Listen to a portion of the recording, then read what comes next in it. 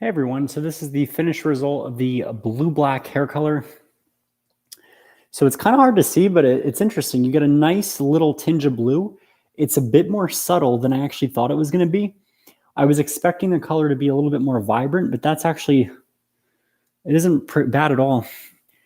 I know that the lighting here is really, really bad, so I'm going to try to take a photo and I'll post it I'll do a post on here of how it looks in better lighting, but definitely a very deep color. It's got a lot of shine to it. Like if you can see how the light just bounces off it. This mannequin does need a haircut, so I'm going to go see if I can get my phone so that has a light on it I can shine on. I'll be right back.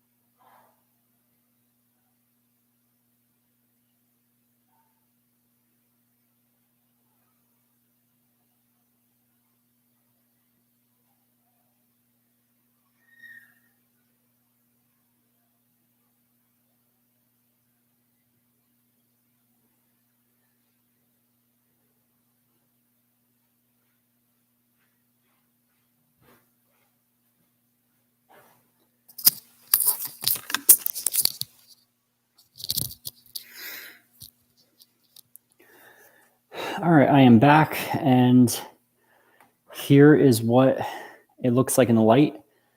You get a lot of shine on this color. It does have a nice blue tinge. It's not going to be like in your face, like, oh my gosh, her hair is Smurf blue, but it's just a really nice black hair color that has a lot of shine and a lot of nice tone to it. So I also want to make a mention of styling. So what I'm going to do is I'm going to shift over to the desk so I can prop this up better.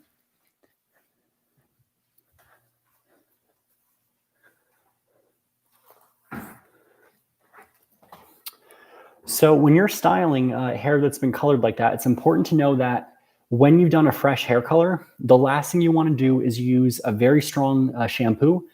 I prefer that when you work with hair that's been colored, you do a cleansing conditioner or you do an acidic shampoo if you have to shampoo. Because if you use a shampoo that's very alkaline, or if they have like a shampoo that says volumizing, that's usually a warning sign that the shampoo could be very, very alkaline. You're going to actually open up that cuticle, you're going to fade that color out, and you're going to get a worse result. Because after you finish processing hair color, you have to give hair color about 1 to 2 days to fully set in the hair fully. So that means the dyes can fully develop and oxidize. Even though you get oxidation with hair color, there's still a little bit more of a hair color that has to kind of cure. So you need to give your cuticle time to close back down. You have to give the color time to finish developing inside the hair. And when you rinse with an abrasive, first off, you do hot water plus an alkaline shampoo, that's 2 strikes against you. And then what you do is you go in there, you blow dry it, and then you spray hairspray.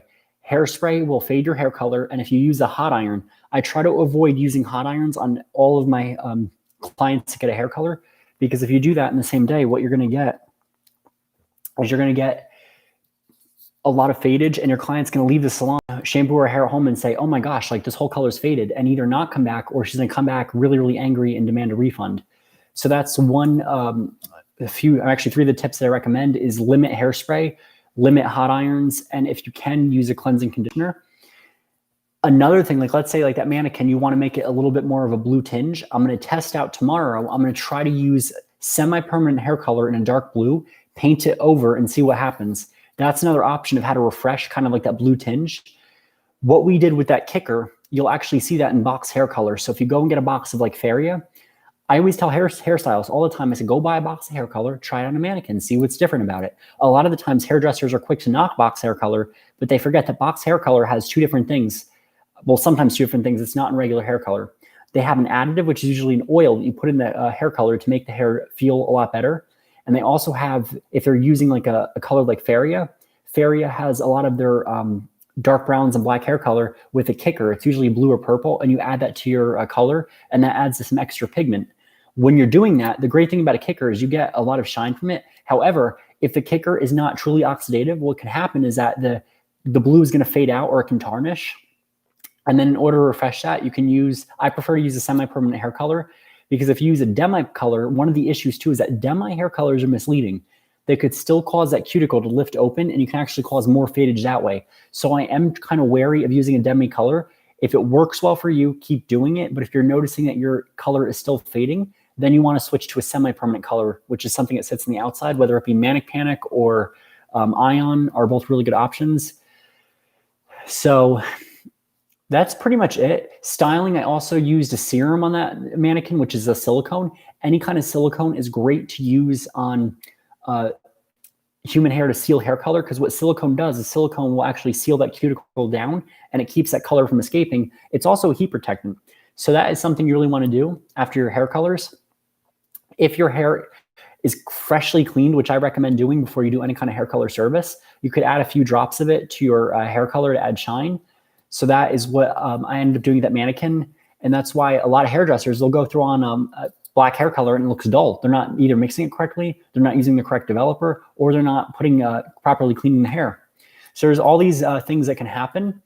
So another thing I recommend too is doing a moisture, because that mannequin hair was a little bit coarse. I don't want it to like poof up on me when I'm blow drying it. So I'm using a moisture-based leave-in conditioner, and there's a whole bunch of them on the market. All of them kind of work the same. It really depends on their base. I find one that has a little bit of argan oil and a moisturizing ingredient. I'm avoiding the ones with protein for that mannequin because it makes the hair go poof. And that mannequin could also use a nice little haircut. So I'm going to try to do that soon. And that's pretty much all the questions that I've had for this video. I'm going to give it about another minute or two. If y'all have any more questions, comment down below and I'll see if I could answer them. If not, I'm going to end this in a minute. Comment on this video with any questions you have and I'll answer it in the next live video. Also ask if there's anything else you want me to do. If you want me to show you guys how to do a virgin bleach, because that's going to be a video of my next horizon. I mean, that's going to be a video coming up on the horizon soon.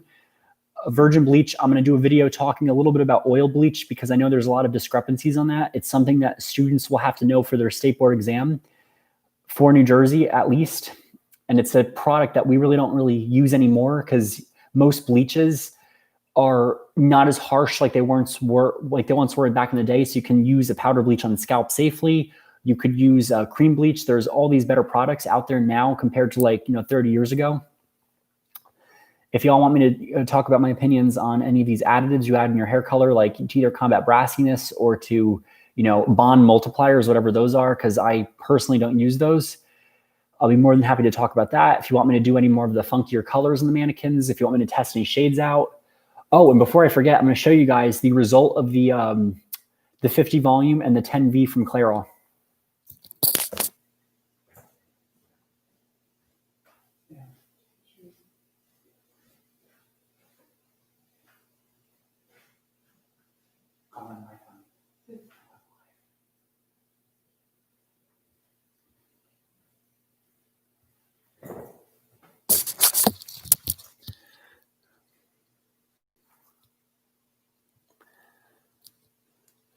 So this was the result after using the 50 volume and the 10V from Clairol. I actually was really impressed with the result of the color, how it came out.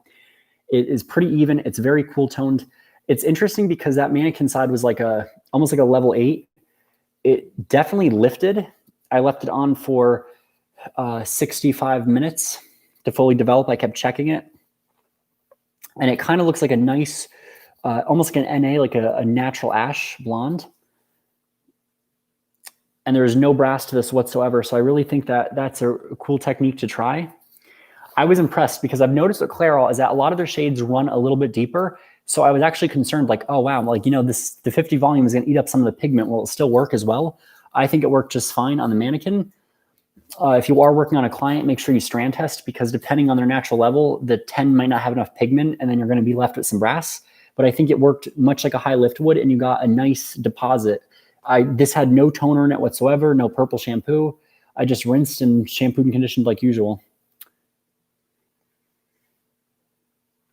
All right, guys, so this is the end of the video. I'm going to end this. If you have any questions regarding the 10V and 50 volume, comment down below. If you have any questions on the blue-black hair color, let me know. And if you have any suggestions or anything that you want to see in the next series or when I go live next, comment down below and I'll try to set it up for you.